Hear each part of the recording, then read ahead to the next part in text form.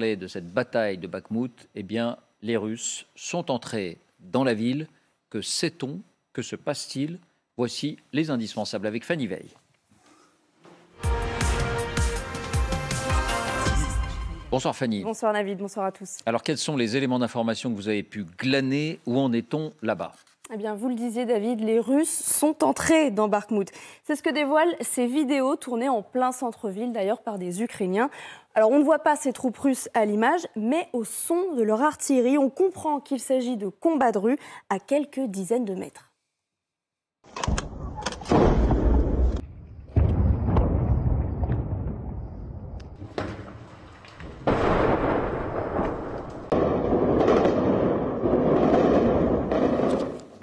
Les Russes, avec leurs alliés séparatistes du Donbass, confirment que leurs soldats sont effectivement arrivés dans la ville de Bakhmout.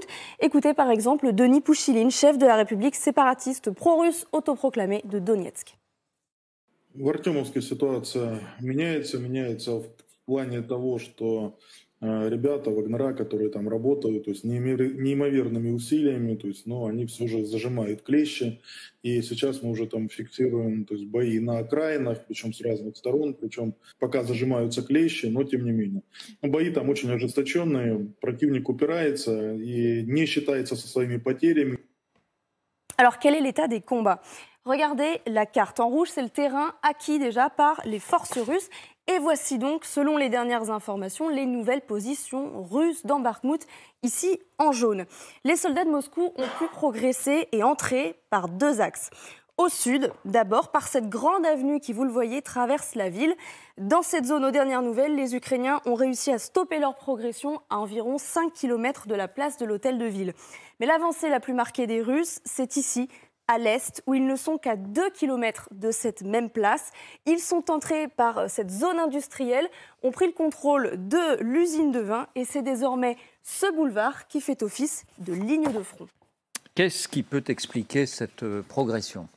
Bien d'abord, David, l'effet de masse. On vous a expliqué ici même, souvenez-vous, il y a une quinzaine de jours déjà, que les Russes mettaient toute leur force, tout leur renfort, tout leur armement, toute leur artillerie sur ce même front de Bakhmout pour s'offrir une victoire à tout prix, sans mégoter sur leurs pertes. Écoutez le grand reporter Didier François, spécialiste des questions de défense. Ils mènent un effort d'offensive extrêmement violent, toujours dans la région de Bakhmout, où ça pousse très dur. Ils mettent quasiment tout ce qui arrive là-bas en renfort. Ce sont des combats difficiles et on voit que les Russes ont décidé de mettre le paquet pour essayer d'obtenir une décision tactique sur la ville de Bakhmout, ou en tout cas de se mettre en position de pouvoir avancer sur la ville de Bakhmout avant la fin de l'année. À cela, David, s'est ajouté ces tout derniers jours. Deuxième raison, une nouvelle tactique, notamment du côté des troupes Wagner. Écoutez l'historien militaire Cédric Masse. Au lieu d'avoir des vagues de conscrits, puis des groupes de Wagner qui s'infiltrent une fois que les positions ukrainiennes avaient épuisé leurs munitions face aux vagues de conscrits qui étaient jetés quasiment dans des charges suicides, et bien désormais, c'était des groupes beaucoup plus réduits, de quelques dizaines d'hommes, une douzaine parfois, qui se soutenaient mutuellement. Et donc pendant qu'un avance, pour obliger les Ukrainiens à dévoiler leur feu, l'autre tirait en même temps. Est-ce que cela signifie que la ville de Bakhmout est conquise? On n'en est pas là. On est entré de fait dans une phase de guerre urbaine avec le risque à chaque coin de rue d'être visé par des Ukrainiens tapis dans l'ombre dans des immeubles en ruine, comme vous le voyez ici, avec cet homme qui est posté à une fenêtre et qui prend donc pour cible des soldats dans la rue. Autre difficulté pour les soldats russes, les mines, cet objet vert que vous voyez ici à l'écran, dans le caniveau, qui ressemble à un jouet pour enfants, eh bien c'est en fait une mine. Elles sont, vous le voyez, discrètes, elles sont cachées près des débris ou, en l'occurrence ici, dans les feuilles mortes, et elles menacent donc les Russes, comme d'ailleurs les Ukrainiens, à chaque avancée. Sans compter les autres obstacles, écoutez de nouveau Cédric Masse. C'est une ville qui est coupée par une rivière dont toutes les ponts et passerelles ont été détruits par les bombardements. Et donc même s'ils prenaient l'est de la ville, il y a encore un petit cours d'eau à franchir qui va peut-être vraisemblablement geler, mais qui reste un obstacle. Merci Fanny. Voilà où on en est. Les Russes sont entrés dans Bakhmout. Est-ce qu'on peut dire que, sauf surprise, et ça se dessinait déjà depuis plusieurs jours, depuis une quinzaine de jours, on le disait, ça se présentait. Est-ce qu'on peut dire que Bakhmout sera russe dans quelques jours ou quelques semaines? Ou c'est pas gagné pour vous? C'est pas joué pour vous? C'est pas gagné. Ce que disait Didier François, en effet, c'est que les Russes ont mis le paquet. En tous les cas, pour Wagner, je crois que c'est une victoire absolument indispensable. Parce que Prigojine, s'était vanté d'y arriver, qu'il était meilleur que les généraux russes. Et là, on voit bien toutes les difficultés. Donc je pense qu'il met un effort maximum pour prendre cette ville de Bakhmout. Maintenant, y arriveront-ils rapidement? Il n'y a rien de plus difficile que de combattre en ville. Car comme le soulignait le reportage, effectivement, un combattant derrière une vitre peut faire arrêter une section, voire une compagnie, c'est-à-dire une centaine d'hommes, pendant très longtemps, en réalité, avant lui-même d'être potentiellement tué ou anéanti. Donc ça va prendre des jours, sans doute, mais comme ça peut aller très vite, si jamais les Ukrainiens décident de reculer, de se repositionner sur une ligne derrière cette ville de Bakhmout. Après, la tactique locale, ça dépend beaucoup du chef militaire ukrainien qui est opposé à Wagner et du chef de Wagner qui est présent sur place. Alors arrêtez-moi si je dis une bêtise, mais on a l'impression d'assister à ce qui s'est passé un peu à Mariupol. Mariupol, la bataille a duré des mois et des mois. De toute évidence, les Ukrainiens savaient qu'ils avaient perdu Mariupol, mais ils ont maintenu des unités à l'intérieur de la fameuse usine Azovstal pour, d'une part, fixer le maximum de troupes russes tant qu'elles n'avaient pas complètement conquis la ville, et d'autre part, leur infliger le maximum de dommages. Et puis, le jour venu, quand c'est arrivé au bout du bout, ces soldats ukrainiens, cette brigade, cette unité de combat s'est rendue, et puis ses principaux membres ont été échangés quelques mois plus tard. C'est-à-dire, est-ce qu'on n'est pas dans ce cas de figure-là? Alors, c'est plus compliqué. Enfin, c'était Mariupol, c'était plus compliqué parce qu'en fait, les gens étaient enterrés. Donc, on ne savait pas la masse d'hommes qui restaient en mesure de combattre. Ici, on est dans la ville. Alors, il y a des caves, évidemment. Il y a des immeubles dans lesquels on peut se retrancher et à partir desquels on peut tirer. À Mariupol, en fait, dès qu'on était enterré, on ne savait pas exactement. D'ailleurs, on voyait bien les Ukrainiens redescendaient dans les caves et puis ressortaient au moment.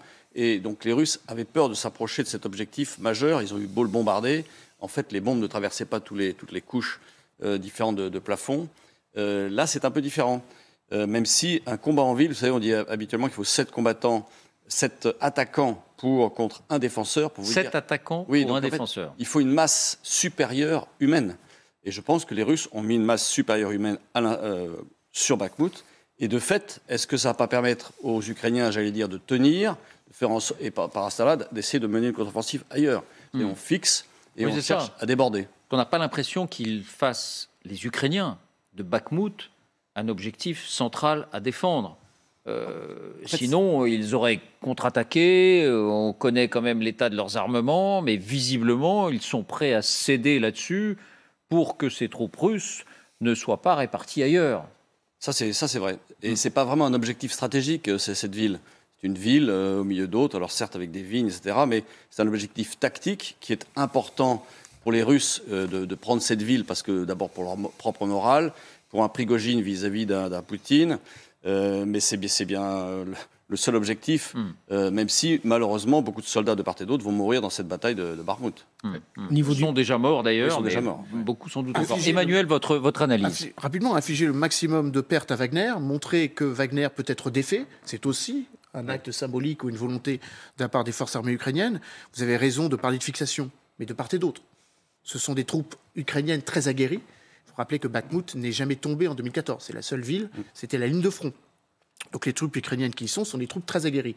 L'intérêt de Wagner, c'est de les fixer pour qu'elles ne soient pas ailleurs, pour permettre une éventuelle offensive un petit peu plus au sud ou pour renforcer une offensive du côté de Sloviansk ou de Kramatorsk, puisque c'était des villes qui avaient été aussi conquises par les Ukrainiens. Néanmoins, cet objectif tactique s'arrêtera à Bakhmout.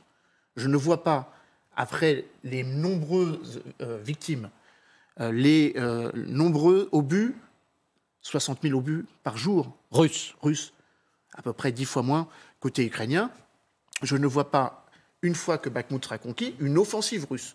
Donc ils conquerront Bakhmout et après.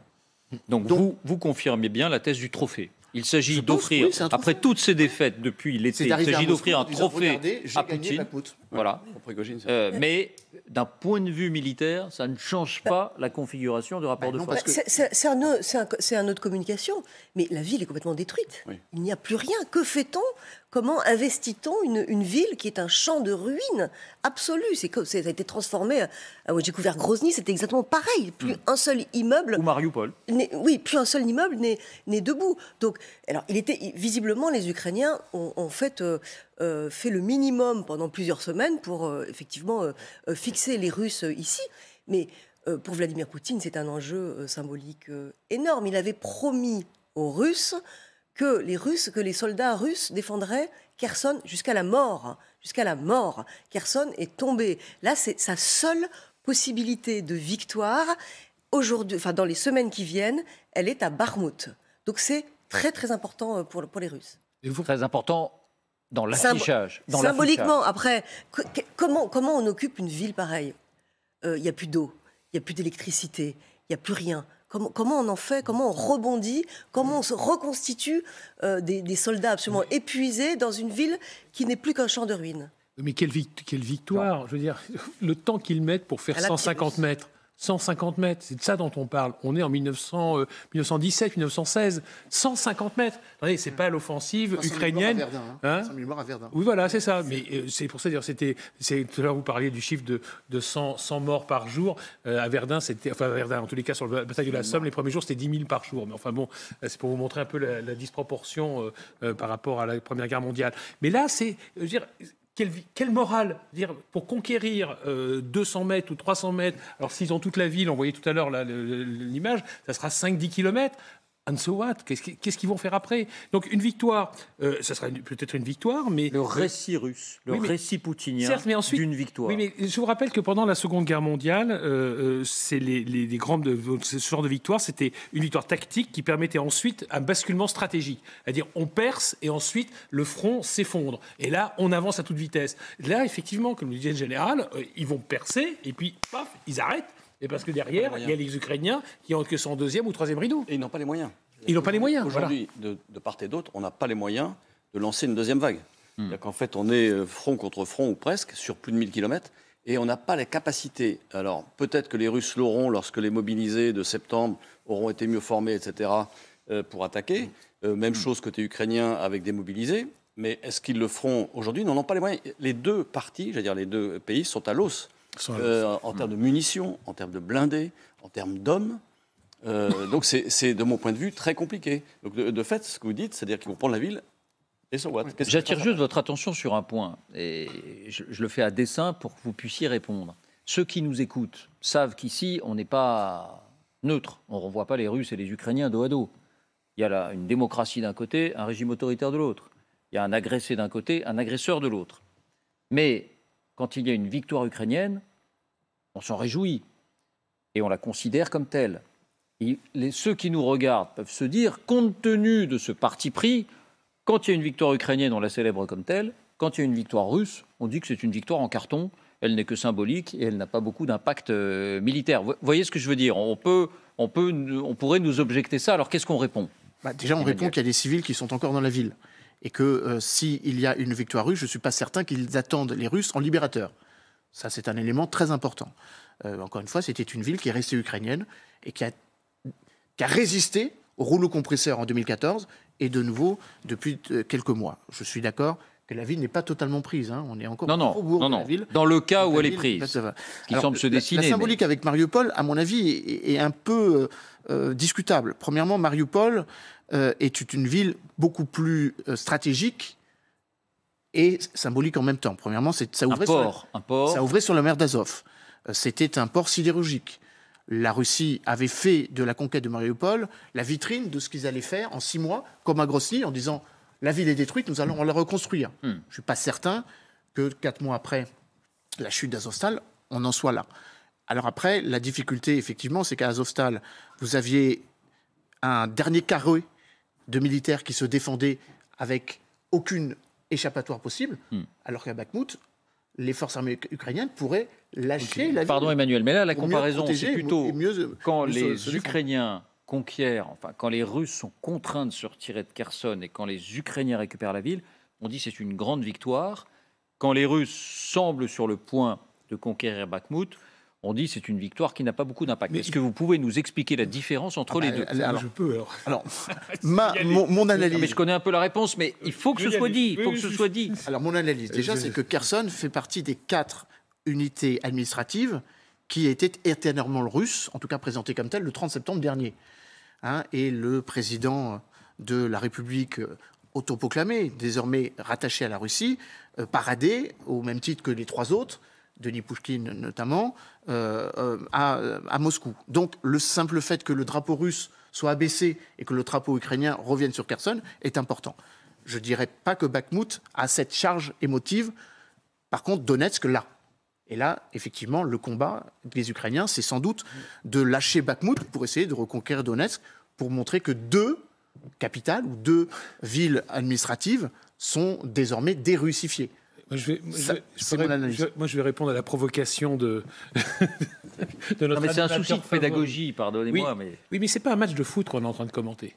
Je suis désolé, vous dites on a un point de vue. Oui, c'est un peu comme si on commentait la guerre entre l'Allemagne nazie et la Pologne. Ah bah tiens, les Allemands ont remporté une belle victoire. Ah bah tiens, les Polonais aussi, etc. Non, on a un point de vue. Je veux dire que là, c'est pas une belle victoire russe, c'est hélas les Russes qui progressent et qui prennent une ville ukrainienne avec des Ukrainiens dedans. Ils vont faire des massacres à l'intérieur. S'ils trouvent des soldats ukrainiens, sans doute qu'ils vont leur faire payer une balle dans la tête parce qu'ils ont résisté. C'est pas l'armée régulière qui va prendre Bakhmout, mais c'est une milice. Donc il ne va pas appliquer les lois de la guerre. Donc je vous laisse imaginer pour les gens qui vont être faits prisonniers par ces brutes sauvages ce que ça va donner. Donc non, moi je réponds, je veux dire oui, j'assume, je veux dire que je ne me réjouirai pas de cette défaite. Il n'était pas question de belle ou pas belle victoire, de se réjouir ou pas se réjouir. D'un strict point de vue opérationnel. Moi, je vais répondre d'un point de vue opérationnel. Voilà, parce que vous avez bien compris quel était ma... Je suis moral et opérationnel. Ok, on peut se dire, si on met l'émotion de côté, on met les crimes de guerre, les droits de l'homme de côté, on met tout le reste à côté. De toute façon, c'est pas du tout la même victoire que la récupération de Kherson par les Ukrainiens. Pourquoi? Parce que même si les Russes prennent... Bakhmout, n'importe quoi.